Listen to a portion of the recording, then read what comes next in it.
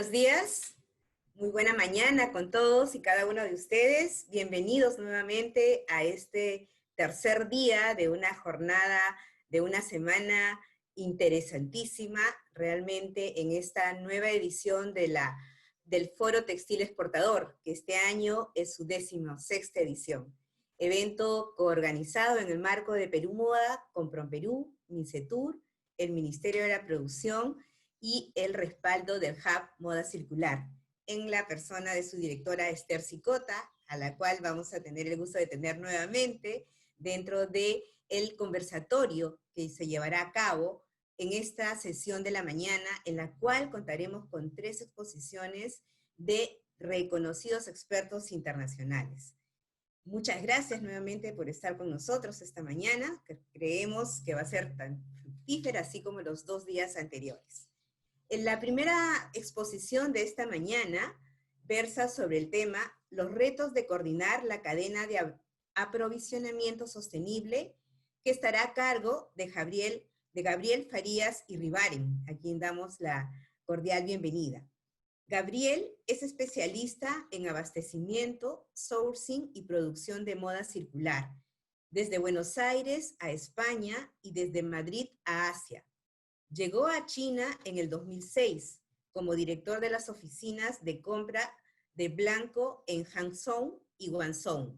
En 2014 establecieron una tercera entidad en Ho Chi Minh City, Vietnam, en Saigón, desarrollando su profesión hasta enero del 2016, cuando se incorporó a una corporación de retail chileno como director de la oficina de sourcing y compra en Hong Kong.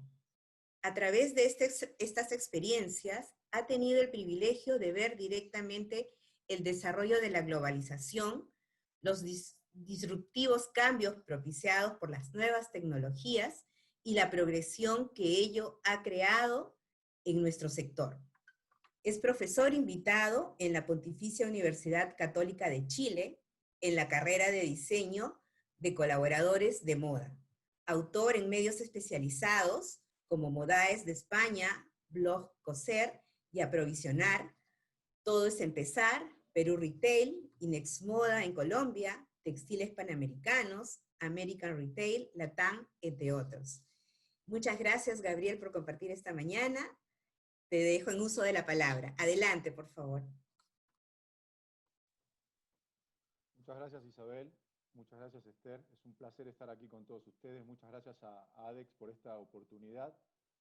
Y bueno, sin más, vamos a pasar a la presentación. Espero que pueda ser lo suficientemente sintético, pero también pueda explayar el contenido. Tenemos pocos minutos y muchísimo por comentar y por hablar y por discurrir. Así que sin más, paso a comentarles y a la presentación. A ver si ahí se me escucha mejor. Voy a estar así. Fenomenal. Bueno, un poco como ya había comenzado Isabel en la presentación, vamos a hablar sobre lo que es la producción sostenible y también con algún viso en proximidad en lo que hemos dado en llamar, o lo que he dado en llamar neorelocalización de la moda y su relación con la moda circular. Aquí es importante que podamos de alguna forma establecer primeramente cómo ha sido este proceso en el sourcing de la moda, cómo se ha ido generando, un minuto por favor, cómo se ha generado la evolución en el aprovisionamiento global de la moda, en el abastecimiento. Comenzamos de alguna forma en el año, la década del 70, la década del 80, con una deslocalización, como todos sabemos, de la industria textil y de la moda hacia Asia. Y cuando decimos Asia, en ese momento el origen obviamente era China, y ahí básicamente lo que las marcas de la moda, la industria buscaba, los empresarios tanto de Europa como de América estaban buscando al deslocalizar sus producciones, eran ciertas atribuciones de los proveedores, capacidad de producción, pero fundamentalmente el motor en ese momento era el costo unitario, el FOB, ¿no? Es decir, íbamos detrás de un atributo que el más importante de todos era una reducción de costos en los precios de compra. Luego de unos años en Asia, más precisamente en China, desarrollando este país una industria totalmente vertical, los propios proveedores chinos, industriales chinos y también muchas marcas, deslocalizamos, como bien comentaba Isabel, mi vida ha ido un poco discurriendo en ese sentido, y en busca de esos mejores costos hemos deslocalizado hacia el sudeste asiático. Propios industriales chinos también constituyeron sus fábricas en ese momento en el sudeste asiático, en Vietnam, en Myanmar, en Camboya, y el sourcing de la moda, el aprovisionamiento, el abastecimiento y las grandes marcas seguían detrás del costo de producción, de un buen costo de producción, de un mejor costo, y era un poco el motor de la actividad de sourcing y aprovisionamiento. Aunque evidentemente la capacidad productiva de los proveedores también era importante, ya se hablaba de responsabilidad social corporativa. En un próximo periodo, en cada uno de estos pasos, obviamente podríamos discurrir en muchísimo tiempo y tienen muchísimo contenido, pero bueno, el tiempo de esta presentación nos limita. En una tercera etapa, una vez que se ha deslocalizado hacia Asia y dentro de Asia se ha realizado esa migración interna hacia el sudeste asiático, también se tienen en cuenta algunos orígenes asiáticos, como puede ser ahora la que se menciona muchísimo, que es Etiopía, y fundamentalmente algunos orígenes que en África eran famosos como Lesoto, y comienza a reactivarse la industria textil. Aquí ya las claves comienzan a ser otra, en cierta forma los proveedores comienzan a darse cuenta que el mercado demanda otra cosa, las marcas también, ya no su único motor no es solamente eh, el precio unitario del producto, sino que hay otros atributos y otros valores al producto que se están demandando en el mercado, y se comienza a hablar de automatización, de robotización y de sostenibilidad en la cadena de producción. Y por último, y básicamente, podríamos definir en el año 2019, lo he definido así, pero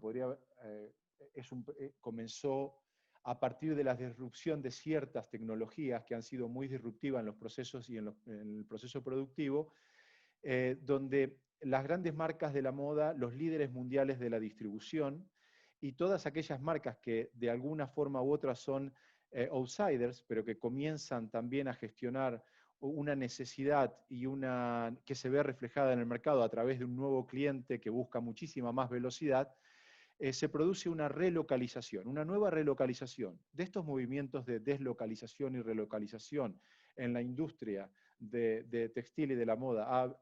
Existen muchos de ellos, pero yo a este nuevo movimiento, a este movimiento que podríamos definir lo que comienza después del año 2015, le he agregado el prefijo neo porque creo que tiene unas características que lo hacen únicos, lo hacen nuevo, no es un movimiento de relocalización como los anteriores.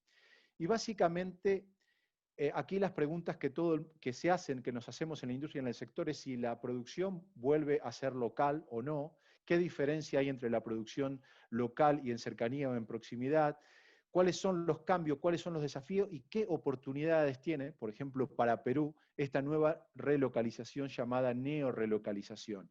Y en qué punto o qué tecnologías son las artífices de ese nuevo proceso. En definitiva, podríamos definir que neorelocalización de la moda es la producción textil de la indumentaria, ya sea local o en cercanía. Y vamos a ver qué es diferente decir local o en cercanía, porque el producto en cierta forma puede estar producido en Asia y podría ser acabado en cercanía. O también, cuando se dice local, no quiere decir que la industria textil esté volviendo a Alemania, pero sí que una marca alemana pueda aprovisionarse en cercanía, ¿no? En Rumanía, o una marca americana pueda aprovisionarse en Perú. No quiere decir que la producción vuelva a Estados Unidos. Y básicamente este movimiento se produce porque la moda ha cambiado, pasó de ser una moda de oferta a una moda totalmente dependiente de la demanda. Ya no se produce lo que nosotros creemos que se va a vender, sino que estamos produciendo lo que sabemos que el cliente está buscando en este momento. Y eso evidentemente nos lo ha permitido el Big Data y las nuevas tecnologías. Y el foco en ese viejo sourcing, ese viejo abastecimiento, ha dejado de ser el precio unitario para pasar a ser la rentabilidad total del producto. también esto es importante. Es decir, cuando hablábamos de los valores, ya no hablamos de un precio unitario como único valor del producto, sino que estamos hablando de una rentabilidad total del producto. Obviamente los pilares de este proceso, sin lugar a dudas, los pilares de este proceso son la sostenibilidad y la nueva tecnología que nos está llevando a una industria de la moda 4.0. ¿Por qué decimos que es neo, que es nueva, que es diferente a los procesos anteriores? Porque no es la fábrica de nuestros abuelos, es una fábrica que está automatizada, robotizada, es industria 4.0, es moda 4.0. Porque es sostenible, ética y responsable. Y aquí está la relación con lo que vamos a hablar a futuro de lo que este nuevo mundo demanda, que es la moda circular. Es, como les decía, en cercanía, en proximidad, pero no necesariamente es local. Puede ser total o parcial, dependiendo de la personalización del producto, como les comentaba, y nace del cambio de la oferta, del modelo de oferta que antes tenía la moda al modelo de demanda, que es una respuesta a un cliente que es totalmente digital y es global, y que por supuesto tiene a un clic la moda del mundo y puede tener capacidad de comparación infinita en minutos. Y por supuesto, como les comentaba, rompe el viejo paradigma del sourcing de la moda centrado en el precio unitario y pasa a un paradigma, un nuevo paradigma que es el del valor total del producto y de la rentabilidad total del producto. Vamos a ir un poquito rápido en este punto, pero como les decía, estos cambios tan disruptivos son producto de Internet, de un cliente que se globaliza, del ingreso dentro de lo que es el mercado de la moda de los outsiders, de las plataformas online, eh, a través del análisis del Big Data, ya no vamos detrás del cliente, sino que podemos ofrecerle al cliente lo que realmente está buscando, ponérselo frente a él en nuestros centros comerciales, en nuestros malls, en nuestras tiendas. Y bueno, con todo esto, obviamente que cambia el modelo, del modelo de oferta a un modelo de demanda, pero también se inicia, obviamente, lo que llamamos una guerra de descuentos y demás. ¿Y por qué es necesaria la relocalización y producir en proximidad? Porque tenemos que terminar con esa guerra de descuentos, tenemos que volver a vender a precio completo, al full price. No podemos ya soportar más pérdida de margen, muchísimo menos ahora, y cuando estamos hablando de lo que ha irrumpido en el mundo a través de la pandemia y todos los efectos que esto ha generado, y tenemos que dar cabida a las nuevas necesidades y tenemos que satisfacer esas necesidades del cliente, además de sanearnos como compañías y como empresa y como marcas, y también, por supuesto, satisfacer a un cliente que busca una moda más rápida, más efectiva e inclusive personalizada. Estamos en una época de máxima fragilidad, volatilidad, y si lo estábamos antes de la pandemia, imaginarse, por supuesto, lo que ha significado la pandemia de la COVID-19. Y en ese sentido, lo mismo que hablábamos antes de enero, a finalizar el año 2019, en cierta forma, los mismos temas, los mismos desafíos, la misma problemática, pero también sobre todo los mismos desafíos, que es una palabra que a mí me gusta usar mucho más que problemas, no solo están más vigentes, sino que se han agudizado. Pero como bien decía la presentación de ADEX, para eso está nuestra capacidad de adaptación. Y evidentemente eso es lo que nosotros tenemos que lograr, adaptarnos más rápidamente y adaptarnos a la nueva situación. Por esto es que lo que veníamos hablando a finales del 2019, si ya era de sentido común y tenía máxima relevancia en ese momento, lo tiene aún más a partir de la COVID-19 y de las nuevas disrupciones y de lo que está pasando en el mercado. Todo esto que ustedes van a ver ahora y que les voy a comentar rápidamente, eran los temas candentes a finales del 2019. Y lo siguen siendo aún con mayor profundidad. Había un cambio fundamental de la tienda al canal online, que ahora evidentemente eso se ha visto profundizado. Las tendencias ya no eran más de los departamentos de marketing de las marcas, sino que eran los propios consumidores a través de sus referentes en redes sociales, quienes enviaban las tendencias al mercado y las marcas tenían que evidentemente captar y producir en consecuencia. Esto hacía que la moda fuera cada vez más rápida. Habíamos quedado justamente en una posición un poco perdedora porque esa lucha descarnada en el mercado no nos estaba permitiendo vender a precio completo, y de ahí la importancia de producir cada vez más rápido y llegar antes al mercado.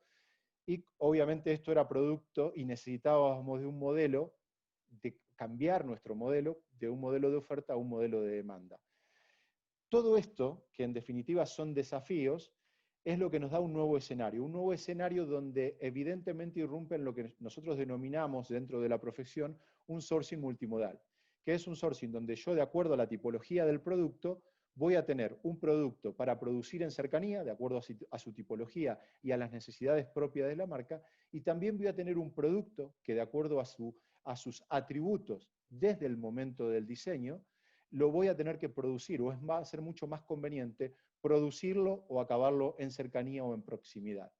Esto es vital para las compañías de hoy en día. Nuestro sourcing, nuestro abastecimiento, nuestro aprovisionamiento debe ser inteligente, debe ser un smart sourcing, debe ser multimodal, porque eso nos va a dar la flexibilidad necesaria que hoy necesitamos en la etapa de preproducción y en la etapa de abastecimiento para cumplir con las nuevas necesidades que tiene el nuevo cliente global y consciente. Como les decía, la tipología del producto va a definir el origen de producción.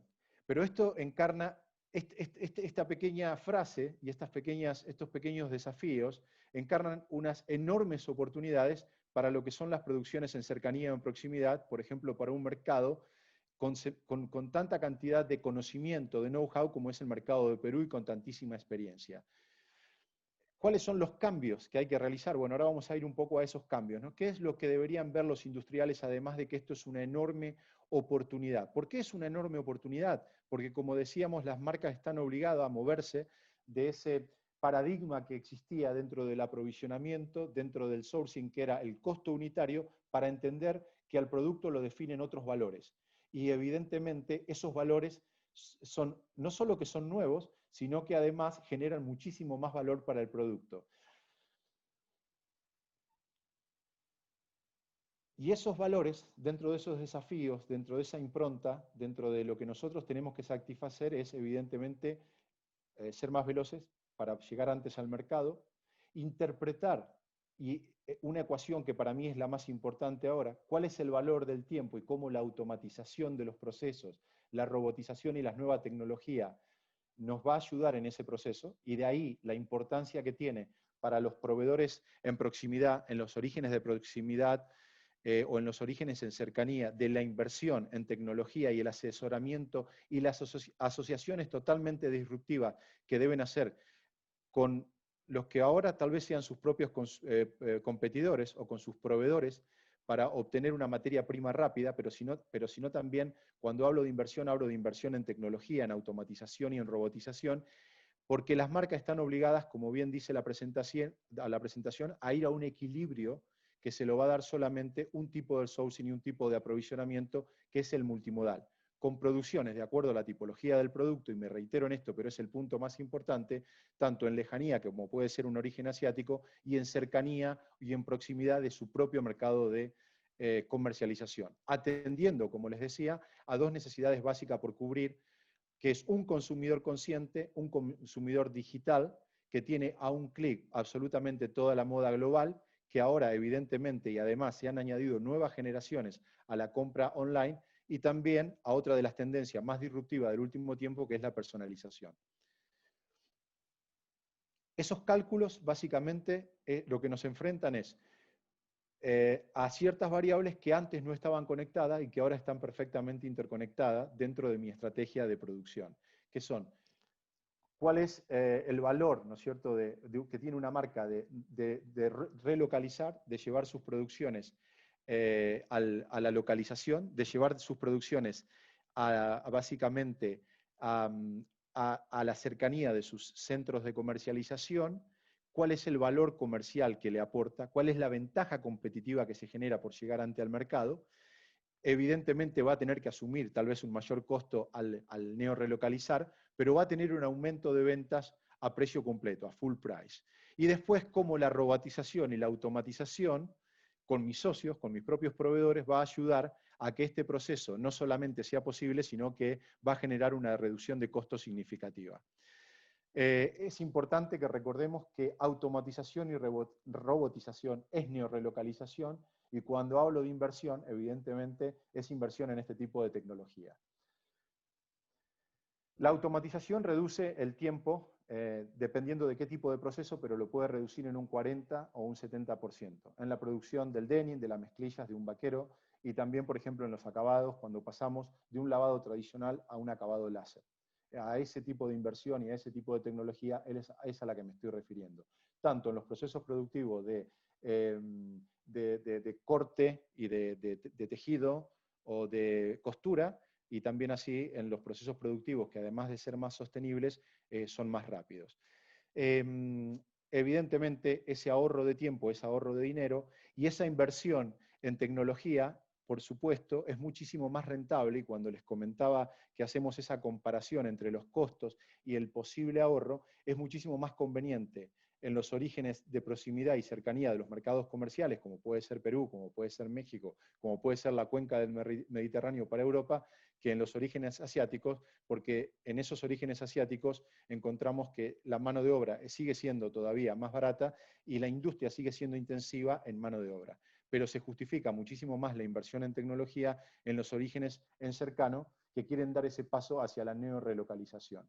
Y claro, aquí es importante que las marcas y las empresas de la moda evidentemente generen ese tipo de estrategias con visos de mediano y largo plazo, y que para mí son relaciones totalmente estratégicas y no pueden ser relaciones de un día, ¿no?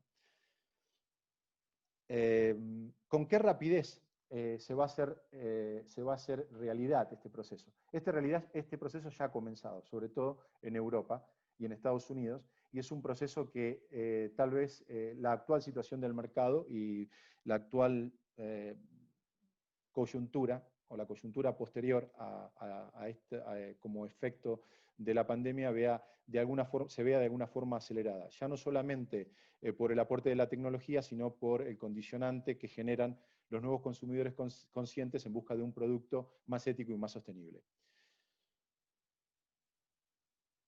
Como les decía, el viejo sourcing, el viejo abastecimiento centrado únicamente en el precio unitario del producto está muerto. De alguna forma, y muchas veces extendemos su certificado de función porque es lo que las compañías de la moda sabían hacer, llevan años haciéndonos y también han invertido muchísimo dinero, por ejemplo, en oficinas, en orígenes y demás, que en cierta forma esto ha generado una inercia y ha sido el motor durante varias décadas, y no es muy fácil ni tampoco corporativamente es de alguna forma, sí, no sé si es fácil, pero se puede transitar tan rápidamente de un punto hacia el otro. Pero es un proceso que evidentemente ha comenzado y que ya no tiene vuelta atrás.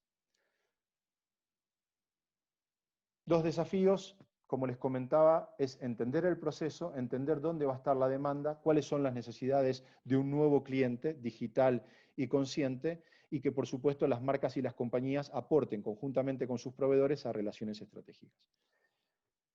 Todo esto es el proceso de la neorelocalización, lo que yo he llamado neorelocalización o relocalización, que básicamente es ese nuevo movimiento, como les decía, de los orígenes en lejano y la producción en cercano. Tenemos ahora por delante un nuevo mundo, y ese nuevo mundo tiene nuevas necesidades. Y de ahí es que la presentación es totalmente disruptiva y también diferente. Ese nuevo mundo necesita de una nueva industria, ese nuevo mundo y esa nueva industria necesitan de una nueva moda, y evidentemente esa nueva moda es la moda circular. ¿Por qué es la moda circular? Bueno, evidentemente porque la naturaleza nos está dando una segunda oportunidad, y de alguna forma nosotros, todos los profesionales que estamos en el sector y la industria, tenemos que entender, como es un poco el lema de mi libro, Moda Circular, que es el futuro de la moda circular ya no es un concepto, es una realidad, no es una aspiración, ni mucho menos, es una necesidad. Y ahí nosotros nos tenemos que transformar, no solamente en protagonistas, sino en líderes de nuestro sector, porque tenemos la posibilidad de, en esta transición hacia una economía, que no me cabe ninguna duda que va a ser circular, tenemos la posibilidad de que nuestro sector y nuestra industria, la industria de la moda, lidere ese camino. Nosotros somos parte del cambio y tenemos que hacerlo posible.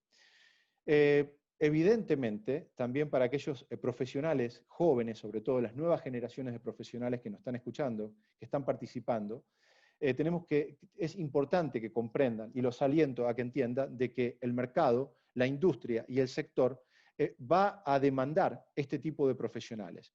Va a demandar profesionales, empresas y proveedores que aseguren la posibilidad de generar un producto que sea sostenible, ético, responsable, amigable con el medio ambiente y que en definitiva esté desde, y lo vamos a ver un poquito más adelante, desde el diseño concebido para hacer un producto circular. Luego vamos a ver qué significa eso y cómo este proceso que les comentaba al principio básicamente es el canal que nos va a permitir generar en el producto producir un producto que tenga esas características y esos atributos.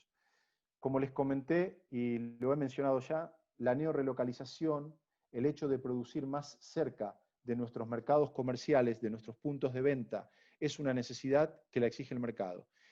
Dentro de ese mercado hay un consumidor que además de ser digital es consciente y es el tipo de producto que demandaba antes del 2020 y que seguramente demandará en mayor medida a partir de ahora. Tanto los consumidores, nosotros tenemos un doble rol, por un lado como consumidores y por otro lado como profesionales del sector.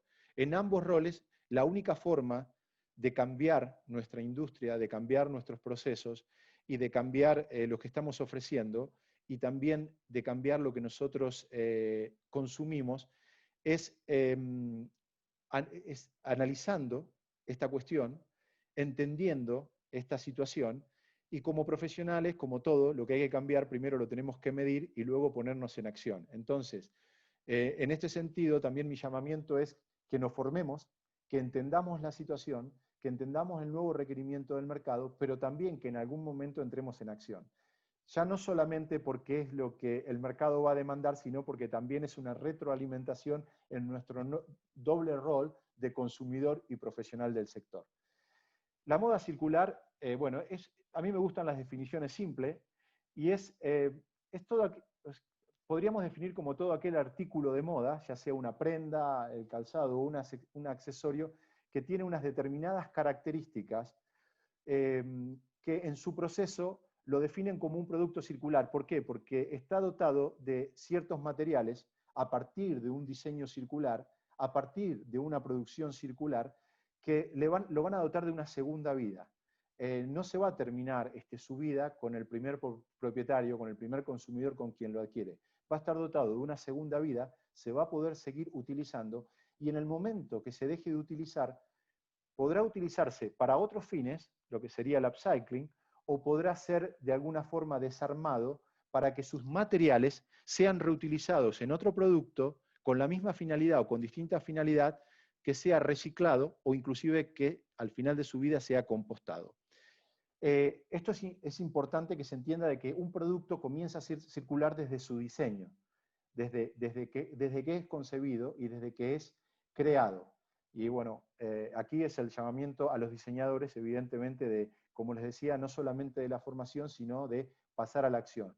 Lo que nosotros tenemos que generar es que se hable de moda circular, que se hable de moda circular como lo hablamos en nuestras casas con nuestros hijos, pero también que lo hablemos dentro de los pasillos y dentro de las conversaciones de nuestra empresa. ¿Por qué? Porque en el momento que nosotros entendemos del porqué de concebir un producto circular, vamos a estar dotándolo a este producto de esas atribuciones desde el diseño mismo. Y entonces vamos a generar un producto circular en el momento mismo que estamos eligiendo sus materiales, para que luego, en una segunda etapa, sea posible su producción circular. ¿Producción circular en dónde? En un origen que me esté certificando, en una fábrica que esté certificada, y en una infraestructura que cumpla, evidentemente, con la circularidad, con los conceptos de sostenibilidad y con los conceptos de responsabilidad social corporativa. Porque el proceso de producción comienza, como les decía, en el diseño, pero continúa, evidentemente, luego con la producción, con el tintado de los tejidos, con el estampado de los tejidos, con la costura, inclusive son aspectos que vamos a tener que tener en cuenta en el momento del control de calidad. Y también aquí las nuevas tecnologías nos han ayudado. ¿Por qué? Porque lo que antes había que controlar era muy difícil, de alguna forma, generar una trazabilidad y una transparencia desde nuestro estudio de diseño, pasando por la fábrica hasta el consumidor final. Pero hoy tenemos una tecnología que hace posible que a través de geolocalización, por ejemplo, ese proceso y esa transparencia no solamente la hayamos logrado, sino que además lo podemos certificar a través de certificaciones internacionales.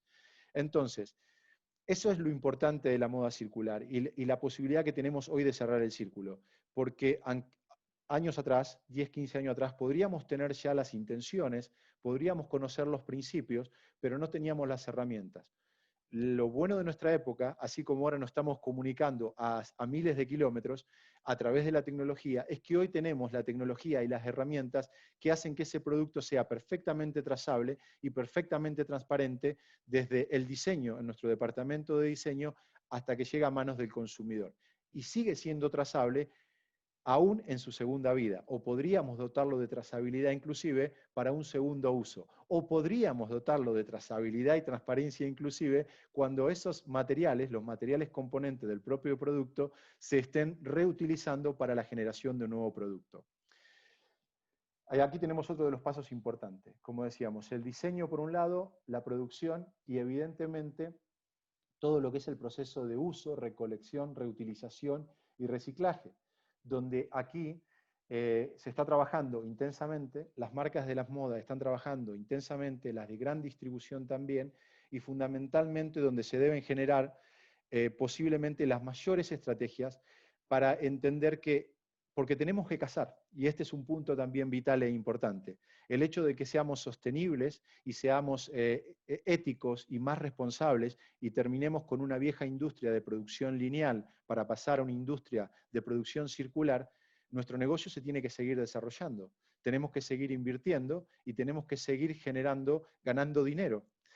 Para que nuestro negocio se desarrolle y siga siendo un negocio de alguna forma estable y fortalecido, tenemos que casar esa necesidad que hemos detectado y esa capacidad de producción que nosotros tenemos con el hecho de que todo eso entre en nuestros costos, que todo eso sea un mix equilibrado.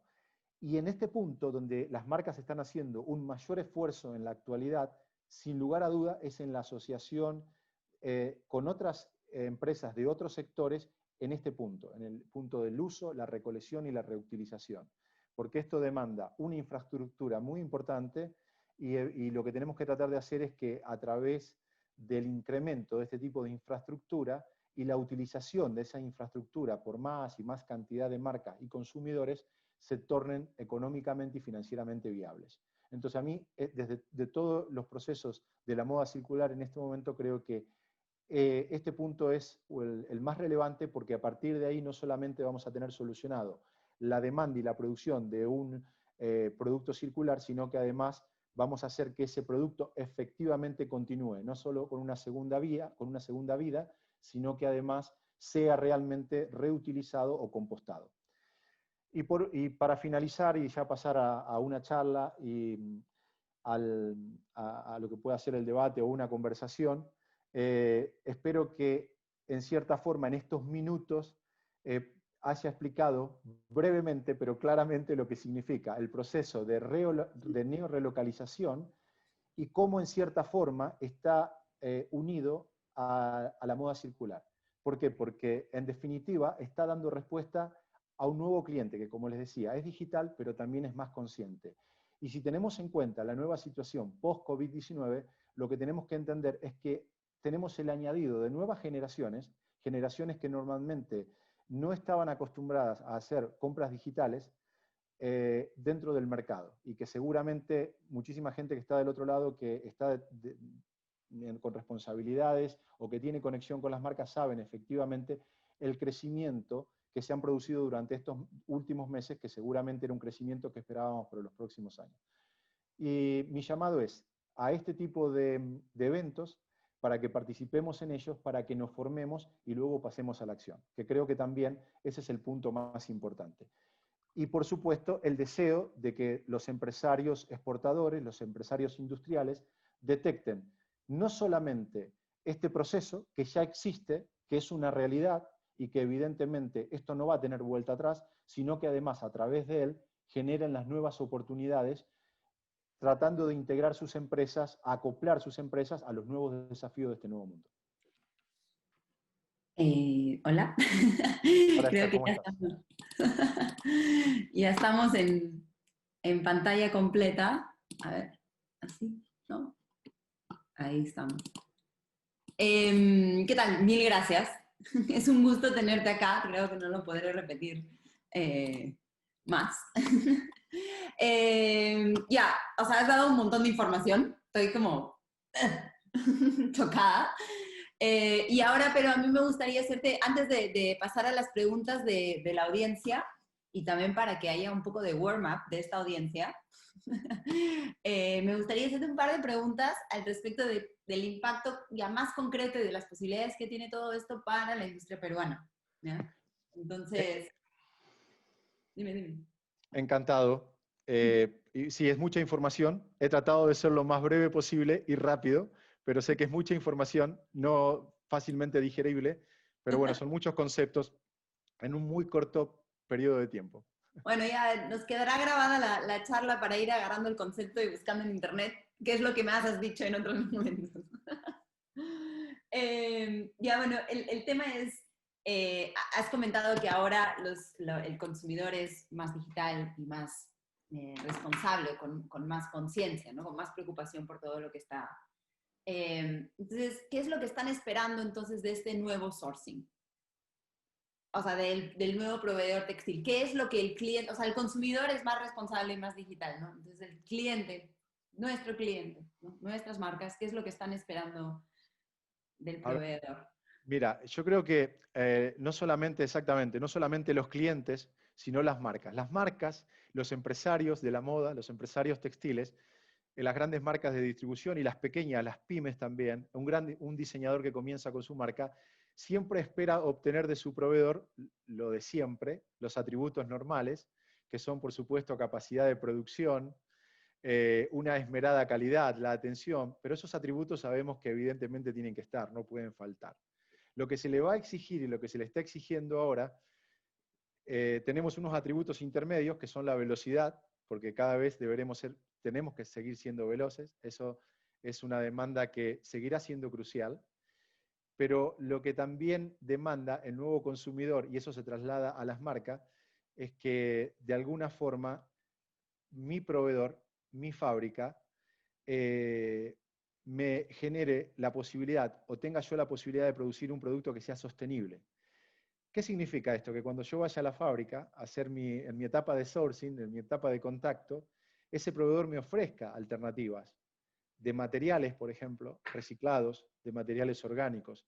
Me ofrezca la alternativa de trabajar con certificaciones internacionales reconocidas que hagan que mi producto sea más transparente y realmente trazable. Eh, y también dentro de lo que es la respuesta del proveedor, que si bien siempre debió ser rápida, como les decía, ahora el proveedor tiene la posibilidad, porque se lo van a seguir requiriendo, de incluir la automatización. No hablemos ya de robotización, pero sí la automatización. Sobre todo para estos orígenes, como hablamos de Perú, de un origen en cercanía, un origen en proximidad de mercados de la moda muy importantes, que va a ser un proveedor para Latinoamérica, para Latam, y cómo voy a suplir en cierta forma, cómo voy a competir con mi competencia asiática. Si introduzco la tecnología voy a tener una reducción de costo, voy a ser más flexible y también voy a poder personalizar el producto. Por ejemplo, un acabado láser para la mezclilla, para el denim, para el jeans, ¿vale? Para los pantalones vaqueros. ¿Por qué? Entonces ahí inclusive puedo transformarme, esta relocalización, esta neorelocalización podría ser parcial, porque puedo trabajar para una marca que elabora el producto en Asia, en la parte de confección, de corte y confección, pero finalmente lo voy a acabar a través de un acabado láser de acuerdo a la venta o de acuerdo a lo que el cliente estén pidiendo en los centros comerciales que quedan a kilómetros, a cientos de kilómetros, pero no a miles de mi fábrica. ¿Vale? Sí, es interesante esa idea de que muchas veces cuando hablamos de producción en cercanía es como que todo el mundo lo quiere acá, todo, de nuevo, ¿no? Y hay ahora mismo el aprovechar lo que ya hemos aprendido de los orígenes más lejanos, ¿no? Y combinarlo con los beneficios de tener el acabado último más cerca, ¿no? Entonces, para los clientes, entendiendo los clientes como nuestros proveedores. O sea, nosotros como proveedores, no como consumidor final, ¿no? O sea, el Sí, claro. cliente como marca, ¿ya? ¿Qué es lo que considera más valioso de los aspectos de circularidad? Has mencionado un par de cosas, las tengo apuntadas, pero me gustaría si pudiéramos profundizar un poquito en eso. ¿Qué es lo que de la moda circular se valora más?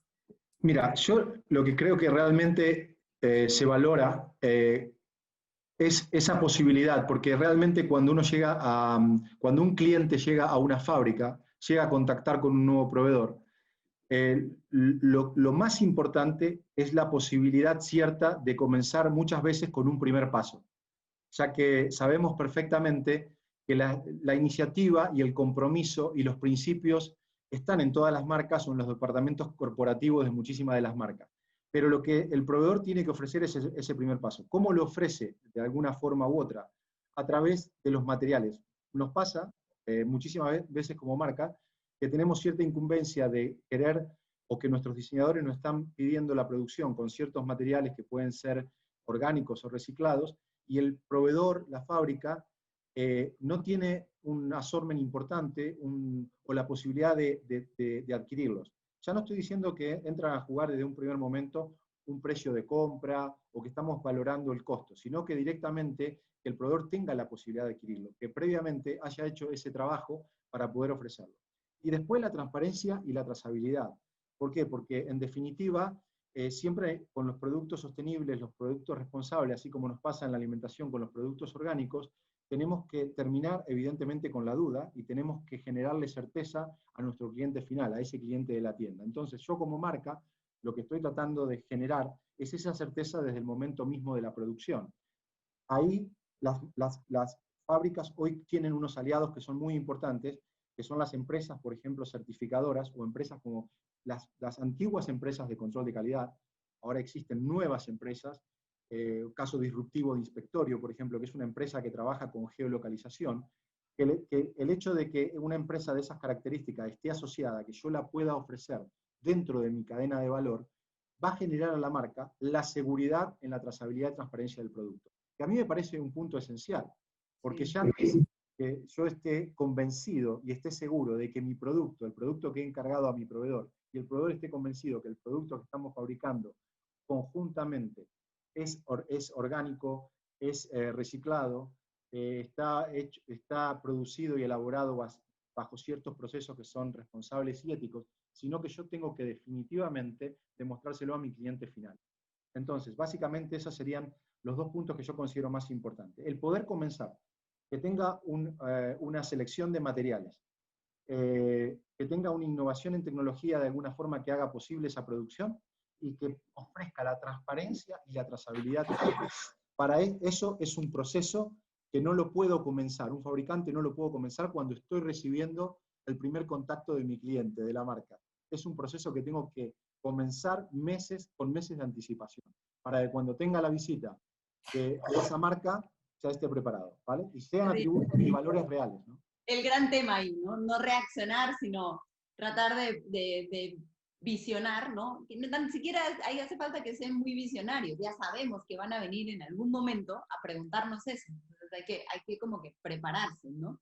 Si no, yo veo algunas empresas y es como, y ahora me toca, pero ya hacía tiempo, ya sabes que van a venir, ¿no? Sabes que en ese punto, muchas veces en las conferencias, y lo voy a expresar también en esta, cuando me preguntan por dónde empezamos, cuando nos preguntan por dónde empezamos, yo siempre digo, empiecen por la oficina. Porque en definitiva, si yo quiero generar o producir un producto circular, voy a hacer que mi oficina sea sostenible, sea sustentable y tenga algún proceso circular. Podría ser con el papel. Pero en definitiva, comience por la oficina, porque como marca, yo voy a ir a una primera reunión, como cliente voy a recibir a mi primer cliente en una oficina. Entonces, hombre, desde la iluminación, que podría ser lo más sustentable posible, hasta la no impresión de papel, que las presentaciones sean utilizando la menor cantidad de papel posible y si el papel que voy a utilizar sea reciclado, es decir, comenzar por los pequeños detalles, pero comenzar. Porque esto ya se está demandando y lo comienzan a demandar absolutamente todas.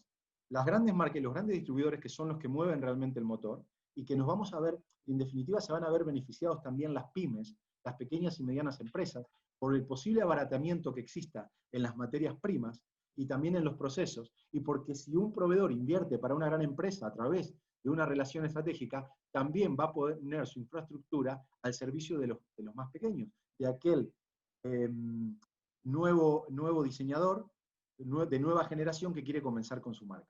Entonces, empecemos por los pequeños detalles, pero comencemos a dar ya los primeros pasos. Claro, sí. Primer paso siempre es también ecoeficiencia, ¿no? Eso que te da el retorno rápido, ¿no? El quick win para seguir, para seguir haciendo. Acá tenemos una pregunta de Abel Vargas que dice, ¿tienes, la pregunta del millón últimamente, ¿tienes datos estadísticas en América Latina de implementación de moda circular en empresas de la región? Mira, a ver, aquí los datos y estadísticas existen. Lo que pasa que yo creo que yo te puedo de alguna forma, a ver si con esta descripción logramos entender algunas cosas. Hay algunos mercados que que han desarrollado ya o han ido detrás de procedimientos circulares y de moda circular. A veces cuando se habla de moda circular estamos hablando de un objetivo de mediano y largo plazo. El paso intermedio, como puede ser la sostenibilidad, puede ser la sustentabilidad, podría ser los pasos tanto en el proceso de producción como desde el diseño. Me consta, y todos sabemos, que esta incumbencia existe en la mayoría de las empresas del sector. Lo que pasa es que es muy difícil, salvo que la marca comience desde cero, siendo totalmente sostenible y sustentable, y en busca de un cliente y de un target y de un nicho de mercado específico, la mayoría de las marcas, la mayoría de las empresas están en el camino hacia la circularidad. Pero en el camino hacia la circularidad como un objetivo de mediano y de largo plazo. Primero tenemos que establecer procesos intermedios que deben ser sostenibles. Y eso significa poner nuestro foco y nuestra atención no solamente en los procesos de producción, sino en la concepción y en la generación y en la creación del producto.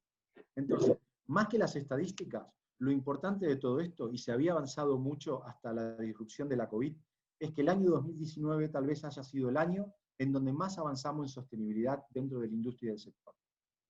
Ahora hay algunas versiones que son disímiles o directamente opuestas, donde dicen que evidentemente el nuevo mercado va a requerir más sostenibilidad y otros opinan que en realidad el hecho de que la situación económica no sea la mejor y que evidentemente pasemos por una crisis económica, el precio va a tomar relevancia. Yo soy de los que piensan que ni una cosa ni la otra. Yo creo que realmente hay una generación de consumidores conscientes y lo más importante es nosotros como profesionales tenemos que generar un valor extra para el producto. Y evidentemente no podemos dar ni un paso atrás de lo que habíamos avanzado hasta 2019, sino todo lo contrario. Yo creo que si hay algo positivo de esta crisis es que la naturaleza, en cierta forma, como les decía en la presentación, nos está dando una segunda oportunidad. Y también es muy importante lo que decía Alex en su presentación. Todo depende de nuestra capacidad de adaptación. Yo creo que ahí está el valor más genuino y posible para este nuevo mundo y esta nueva moda que tenemos que encarar. Así que vuelvo a la pregunta. No es una cuestión de porcentajes, es una cuestión de que existe la iniciativa y hay un llamado a la acción. Y tenemos que ser congruentes con eso. No podemos dar ni medio paso para atrás. Sí, hay una cosa que también hemos conversado en otras charlas al respecto de como que la falta de investigación al respecto de qué se está haciendo, ¿no? Y qué tanto nos encamina una cosa hacia la circularidad o la sostenibilidad o no. Y había muchos pedidos de bases de datos de productos reciclables, bases de datos ¿no? Entonces, por un lado, es lo que tú dices, por un lado es un camino y por lo tanto hay un montón de acciones que se están haciendo que no necesariamente están registradas, y por el otro también es algo que también has más o menos mencionado, y es que en conexión con eso es que no hay unos criterios estándar de qué es o no es irse a la circularidad. Por lo tanto, tú no puedes hacer una base de datos tan fácilmente, ¿no? Estandarizada, porque sí hay directorios y bases de datos por aquí y por allá, pero no hay tampoco una ciencia muy desarrollada en qué es, ¿no? Todo lo que deberíamos. Están haciendo, pero va a tardar un poquito, una ISO de economía circular. Entonces, en el proceso, o sea, cuando tengamos ya esas referencias estandarizadas a nivel internacional y podamos ponernos de acuerdo en eso. Ese es un Ahí, punto, ese es un punto crucial, el que acabas de mencionar, porque es verdad que no existe un estándar para decir qué es circular y qué no es circular. Tenemos muchísimas organizaciones eh, importantes, con muchísima credibilidad, ya certificadas, que de alguna forma u otra han determinado que ciertos procesos para sus propias empresas o para sus afiliados, para sus socios, para sus participantes, son sostenibles, sustentables, de alguna forma tienen procesos circulares. Pero cada uno ha ido generando su propio estándar. Pero está bien, estamos claro, como en una transición. Es el viaje hacia, ¿no? exacto, ese es el punto, ¿no? Yo también estoy plenamente de acuerdo contigo. Estamos en un momento de transición e ir a buscar blancos y negros, sorry, pero estamos en el gris. Así que me creo que te saldría más a cuenta encontrar un verde y un amarillo que un blanco o un negro. Totalmente de acuerdo. Otra pregunta de Felipe, dice, hola Gabriel, la moda circular dentro de muchas cosas llama a consumir menos, a consumir lo justo, por ende la gente comprará menos y de mejor calidad. ¿Cómo crees tú que está enfrentando el retail ese nuevo consumo? Si ha venido construyendo todo lo contrario, de barato, desechable, ¿cuál sería la estrategia para vender grandes volúmenes? ¿O esa estrategia cambia? Y si es así, ¿cómo van a ganar plata? Bueno, yo creo que somos muy, exactamente, ¿no? En lo primero que ponemos foco es en los extremos, ¿no? Y entonces se generan los pro y los contras, los Exacto, no todo detractores. es fast fashion, ¿no? Claro, pero bueno, yo soy un producto, y siempre lo digo, de una industria que evidentemente es de volumen, pero que en el camino he ido aprendiendo hacia dónde tenemos que ir. Y lo más importante es que tanto las marcas como las compañías generemos valor, y las personas, los profesionales. Entonces, si bien somos amigos de mirar un extremo y mirar el otro, todo se resuelve siempre en el medio, ¿no? Inclusive los grandes negocios y las grandes oportunidades y los grandes desafíos no aparecen ni en un extremo ni en el otro, aparecen en el medio. ¿Y quién iba a decir que las grandes cadenas de distribución, los que generan mayor volumen o los que han sido denominados a veces, porque también hay una detracción hacia el fast fashion, y a mí fast es rápido y es moda rápida, y cuando yo lo miro desde el punto de vista de la producción, no desde el consumo, me Pero parece es que el es masivo, una ¿no? industria súper eficiente y donde evidentemente hay muchísimas enseñanzas para sacar. Pero estoy de acuerdo en la apreciación de Felipe, y es la apreciación de muchos de nosotros, de la mayoría, y ahí está. Pero yo creo que los grandes desafíos y las grandes oportunidades se generan en el medio. Y sí tenemos demostraciones donde los grandes de la distribución, e inclusive grandes del fast fashion, están recomprando su propia ropa para revenderla, ya no de su propia marca, sino de otra marca, para darle un segundo uso, para revenderla como ropa de segunda mano, o reinsertarla en el proceso productivo. Entonces, al final sí, nos llama muchísimo la atención eso, tratamos de analizar cómo va a ser esto, que al final nos parecen puntos antagónicos, pero en definitiva no lo son. Cuando lo llevamos a la práctica, básicamente se trata de resolver, se trata de satisfacer la necesidad de un nuevo consumidor. Y nosotros como profesionales somos los que tenemos que adaptarnos, pero si escuchamos a las nuevas generaciones, si escucho a mis hijos, me doy cuenta por dónde vienen y yo rápidamente me tengo que adaptar. Entonces me tengo que olvidar de todo aquello que aprendí hace 20 años y tengo que tratar de formarme y aprender lo que va a pasar de aquí a 5 años. Y todo eso, como les digo, a Felipe se resuelve en el medio, ¿no? Los desafíos están ahí en el punto medio. No me cabe ninguna duda que de ambos extremos vamos a generar valor, vamos a seguir generando valor. Ya, hay una pregunta de Giovanna, pero la voy a dejar para el final. Y te voy a decir una que yo sé que los productores están recibiendo ofertas de un montón de tecnologías sostenibles. Un montón, ¿no? Hay un montón. Pero claro, todo es dinero, ¿no? Y la gran pregunta es, ¿cuáles son las tecnologías que tú dirías que son así, sí o sí, must have en este contexto? Para el tema de automatización, para el tema de circularidad. Bueno, hay algunas que se refieren a la automatización. En nuestro sector, la más importante, imagínense que siempre nuestra piedra de choque fue la costura de los tejidos blandos.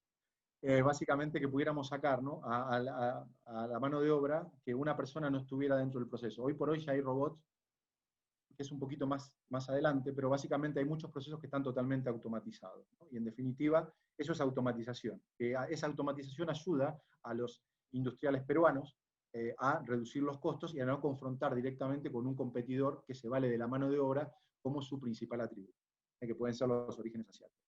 Pero en lo que se refiere, evidentemente, a tecnologías disruptivas en función de la sostenibilidad, me parece que se ha avanzado muchísimo, por ejemplo, en los acabados de los jeans, ¿no?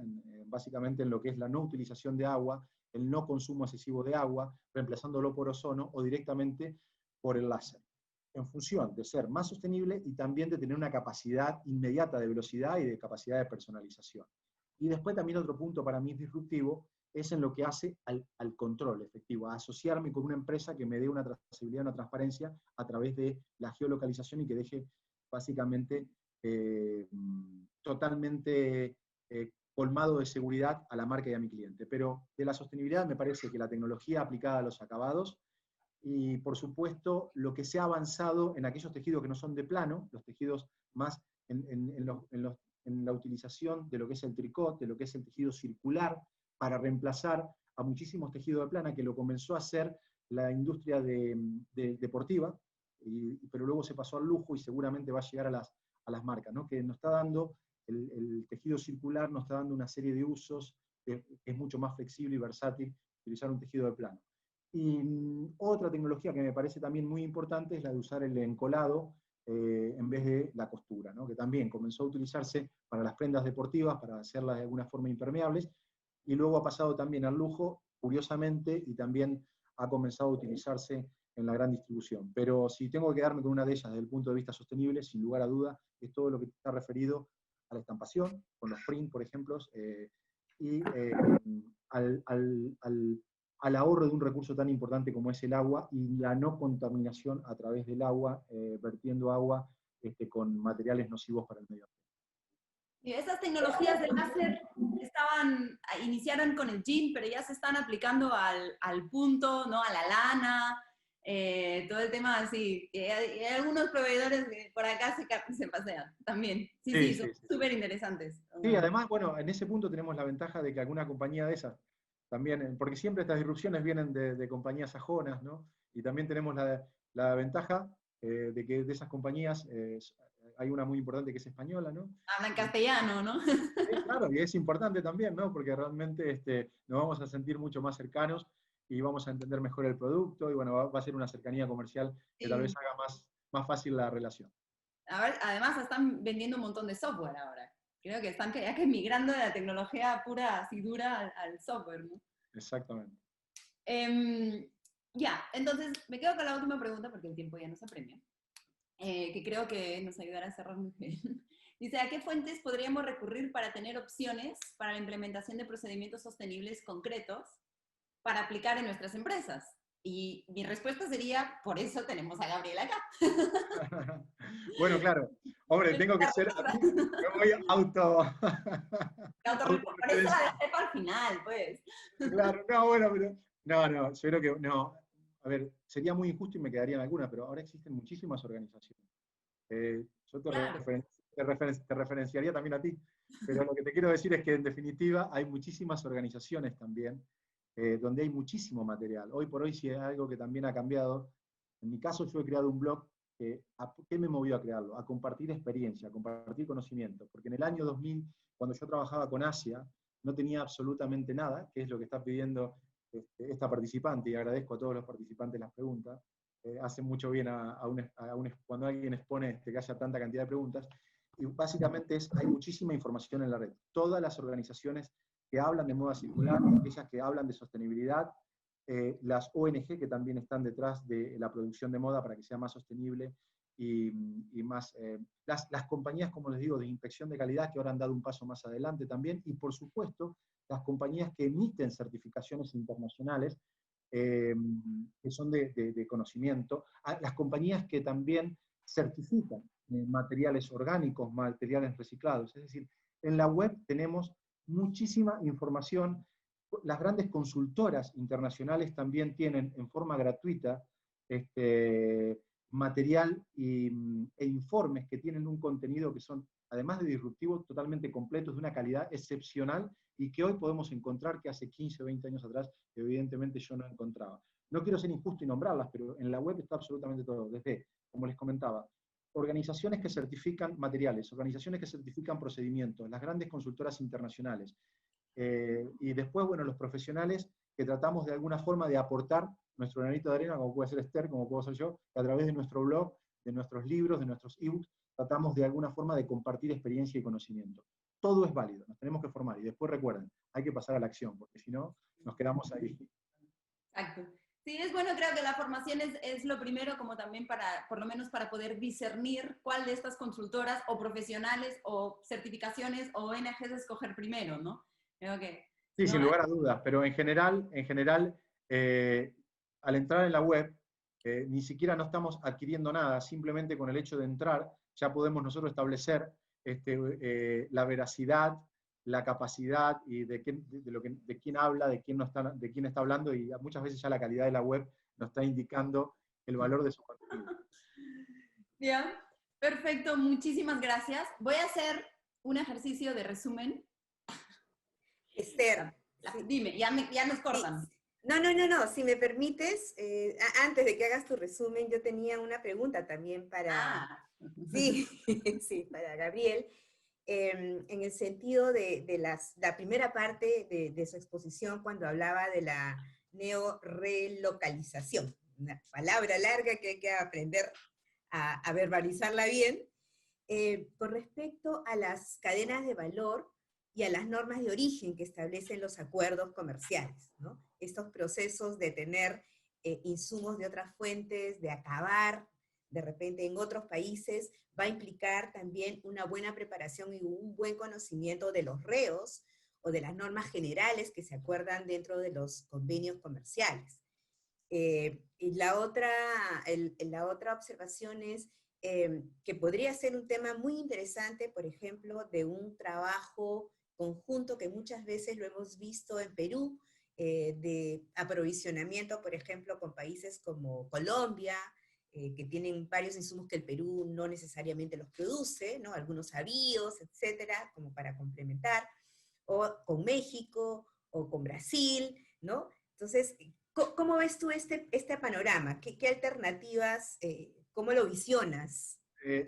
Dos observaciones, no solo válidas, sino recurrentes. La primera, evidentemente, tenemos que tratar de que, por supuesto, asociaciones como las vuestras ayuden a sus asociados, a las empresas, en su relación también con la administración, para que las regulaciones en general sean proactivas y sean generadoras de valor y ayuden, en general están ayudando al país, ¿no? Entonces, ese nexo, ustedes perfectamente, entre las empresas, la administración pública y demás, es importante, y que finalmente la regulación tome nota y luego sea un motor y una ayuda para que esos proyectos salgan adelante.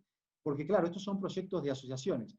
También, cuando estas conferencias están destinadas a la TAM y no tanto a Europa o a otro país, hago mucha incidencia, y siempre lo comento, en que nosotros tenemos que ser más amigos de la I que de la O. Tenemos que tener más capacidad de asociación para asociarnos con empresas de otros sectores, disímiles al nuestro, por ejemplo las de tecnología, o como tú bien apuntas en la segunda observación, que para mí es el desafío más importante de la neorelocalización, que es, y que también me lo plantean los industriales en Perú, en México, en Brasil, en Argentina, en Colombia, es la posibilidad de abastecerse de los accesorios, porque si, por ejemplo, el primer productor más importante de indumentaria tiene un valor, y es el valor más importante, que normalmente hace que inclusive tape su falencia en la producción de la indumentaria, que es China, es su industria vertical. Es decir, es una industria que está totalmente integrada, donde un proveedor es vertical porque tiene el aprovisionamiento de absolutamente todos los accesorios y toda la materia prima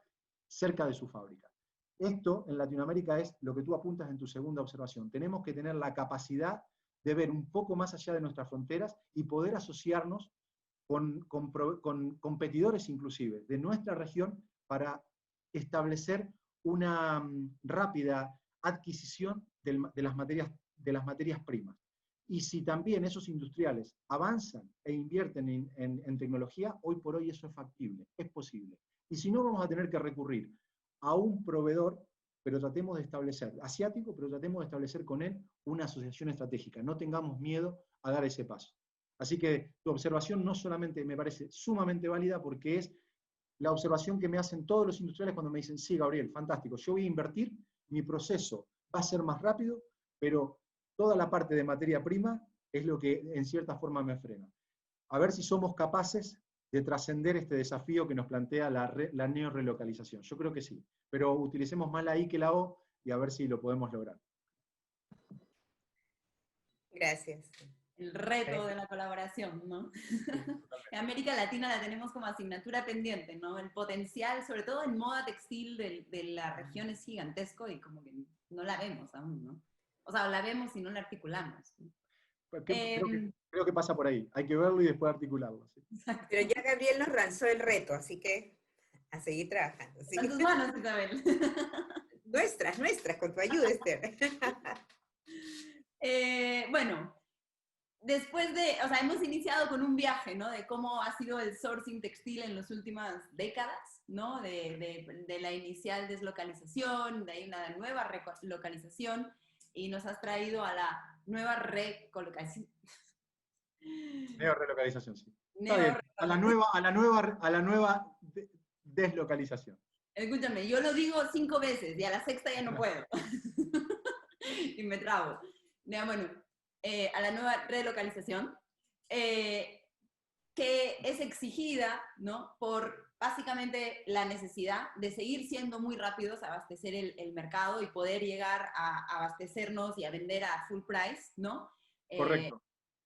Eso pasa por también tener o sea, la capacidad de ver el sourcing y de vender no solo al costo, ¿no? Unitario, sino pensando en el valor y en la rentabilidad, y no solo vender, sino que nos compren, esa lógica. Incorporar todos los temas de sourcing multimodal, ¿no? Que nos permitan de repente tener un origen más lejano, pero un proceso final y determinado más cercano, ¿no? Que permita esa velocidad al mercado y poder conseguir esa mejor rentabilidad. Definitivamente, automatización es la gran palabra, ¿no? Para conseguir absolutamente todo esto, para reducir costos de manera exagerada, aunque inicialmente requieras esta inversión. Debemos estar todos súper conscientes porque el nuevo consumidor exige velocidad, ¿no? Y exige también ser el que lidera el producto que se hace, ¿no? Es el que puede identificar todo lo que ocurre en Internet y por lo tanto en el mundo y decir, yo quiero eso, ¿no? Entonces, si le sumamos esa velocidad de digitalización a los nuevos valores y de responsabilidad, tenemos como que los dos pilares de los que nos has hablado, ¿no? De la industria 4.0 y todo el tema de circularidad y economía circular en la industria de la moda.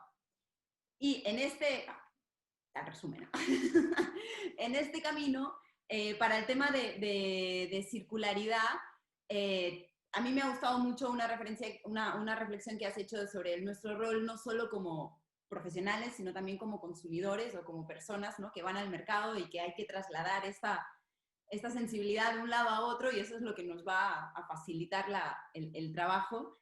Hay que tener claro que el producto es circular desde el diseño, ¿no? Y que uno de los puntos más, no sé si rentables o interesantes para la industria de la moda es todo el tema del reuso, recuperación y reciclaje, ¿no? Que ahí hay unos retos logísticos gigantescos que creo que no estamos hablando, yo solo los menciono de vez en cuando, pero ahí la industria logística la tendríamos que empezar a incorporar a nuestras charlas, porque sin ellos no va a hacer nada, ¿no? Y en si hablamos de qué es lo que están pidiendo las marcas de esta nueva situación y de las empresas, de las empresas peruanas, pero en realidad de cualquiera, mencionaste esos atributos tradicionales básicos, ¿no? Que es capacidad de producción, calidad, precio, con buena relación precio-calidad.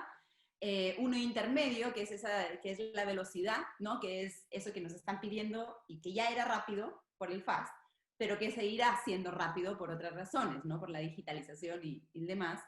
Y todos los temas de sostenibilidad o circularidad, es resaltado fuertemente el tema de nuevos materiales y transparencia y trazabilidad, ¿no? Y que lo más importante que tenemos por dónde empezar es ofreciéndoles soluciones y opciones a los clientes, ¿no? Hay veces que es una co-creación entre el cliente y el proveedor, y que probablemente que definitivamente el primer paso es dar opciones, ¿no? Nuevos materiales, certificados, nueva investigación, asegurarnos que el cliente puede estar seguro de que lo que compra está hecho de una manera responsable.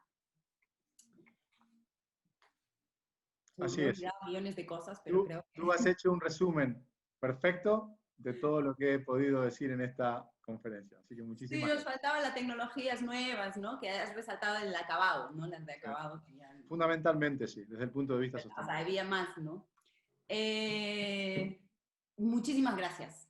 O sea, yo tendría charlas contigo y escuchando tus exposiciones por horas, porque he aprendido mucho a nivel personal. Estoy segura que todos los que han asistido han aprendido un montón. Estoy encantada de presentarlos a Gabriel Farias en Perú. Yo sé que has venido otras veces, pero no conmigo. Así que yo les presento a Gabriel Farias como un gran consultor y experto en temas de sourcing sostenible, industria 4.0.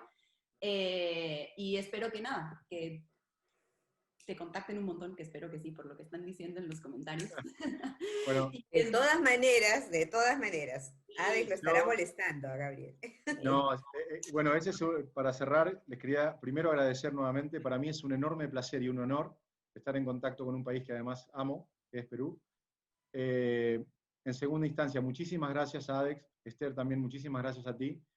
Y para mí va a ser un placer contestar a las consultas o a la gente que me contacte. Es un placer estar en contacto porque también ese es, como les digo, el valor que puedo aportar. Y para cerrar siempre... Piden ¿sí? tu contacto, así que dale. Lo encuentran en mi blog. Mi blog es mi nombre, gabrielfariasiribarren.com, y ahí tienen todos los contactos, hasta mi propio teléfono.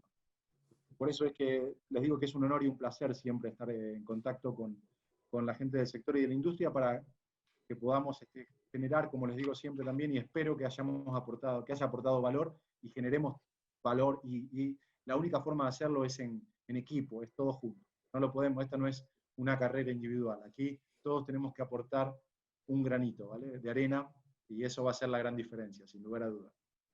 Perfecto. Muchísimas gracias, Isabel.